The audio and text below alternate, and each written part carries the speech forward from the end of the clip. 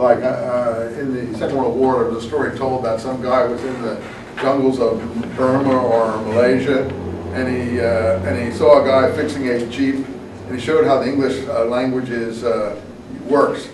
And the blankety blank is all blanked up. The effing F is all effed up.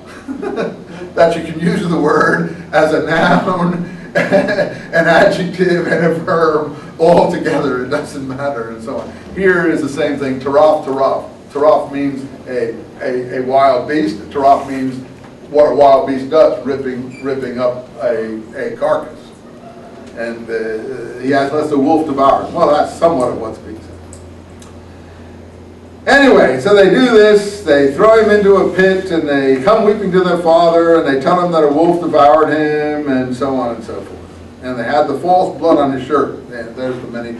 See, what they did is they took the beautiful shirt, which the father had given the boy, because this is the pathos of the original, which so tugs at the heartstrings. They took the beautiful shirt, and then they killed an animal, and they ripped up the shirt, and they put blood on it from the animal, and they brought it back to the dad. Today with DNA, this wouldn't fly, but back then I guess it could work. But the point being that the pathos of the father, giving him this beautiful shirt of many colors, and then they bring it back like this, and it's just like, terrifying story. If you've never read it, I'm sad for you. I'm sad, and this is the situation in America has gone too much away from these things in the public consciousness, because these things can be instructive. Anyway, let's see. So then he's in Egypt. He's been sold into the house of someone in Egypt. 21. These people who pull him out sell him to Egypt. Yeah, well, there's two versions. One, the brothers sell him to some merchants. The other is that the merchants pull him out of the well. There's two different. It's in the original story. Anyway, he of Egypt who purchased him said to his wife, receive him honorably. Maybe we'll adopt him as a son. No, that's not in there. He's just a servant in the guy's household in the other story, right? Again, we're interested in character. In Muhammad, everyone's good in the story. No one is really bad, except the brothers maybe. But he wants to investigate the complexity of character, not the plot line of the story. And so at every point, the plot line of the story is diminished. The drama, the pathos of the story is made less. Okay, they don't say we're going to adopt him as a son. That's just something that he's put in there to the story. That may be the story, but in any case, it's a later addition. He's just a slave there, and he doesn't know the name of the household. What's the name of the household? Where is it? I didn't write it up there. Oh my God! This is the story of Potiphar and Potiphar's wife. See, it would be much easier if he did know the name, because then he can say it, Potiphar's wife, but he keeps on saying then the wife of he who bought him, and so on and so forth. Because it's like awful when you're lecturing. You can't remember someone's name. You can't remember the name, if he ever knew it in the first place. So in any case, he grew up, and God was with him, and she in whose house, you see, she in whose house. Well, you wouldn't say that. If you knew her name, you'd say Potiphar's wife. Even the Old Testament doesn't know her name. Oh, you're looking at the clock. I'll get there. I'm worried about you. I don't want to, that's why I'm hurrying. I'm always hurrying. And she wanted an evil act of him, and she bolted the door. Now, this is Muhammad's own unique version, because he likes the sexual part of it, plus he likes to look at people's character. He wants to show no one's really at fault here. And she locked the door. Now, you've got this special thing here. What's the special thing?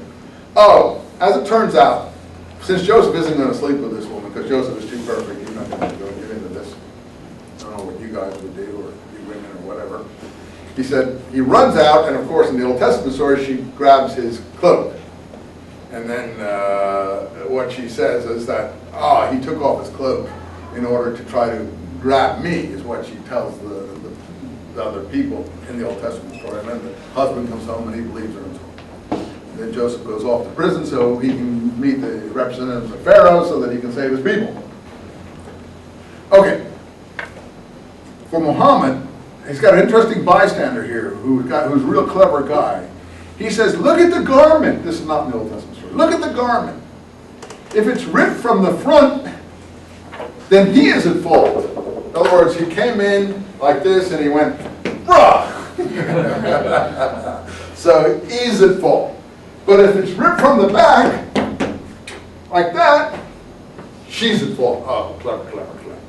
But in fact, all too clever. Ruins the plot line.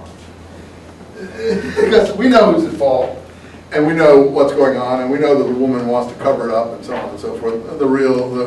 So we don't need this clever bystander here, but that's part of the embellishment. I don't want to be. You say, oh, the two are equally good. No, I don't think that the drama is the same. As far as the meaning, yeah, it's all the same. So anyway, she verily desired him. That's right, and he would have desired her had it not seen the argument for his Lord. No, that's never mentioned. See, he doesn't have any flaws, Joseph. He wouldn't have desired her, period. But he wanted to ward off evil and lewdness. Anyway, here's another original Quranic Muhammad element. And they raced one another to the door. And they said, shh, racing to the door. He's trying to get out, she's trying to stop him.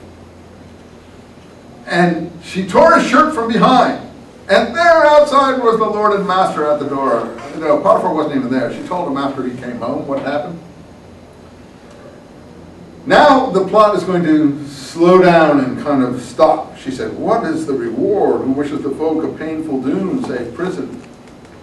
She it was asking me an evil act, Joseph said. I don't think he ever got a chance to say that in the Old Testament story.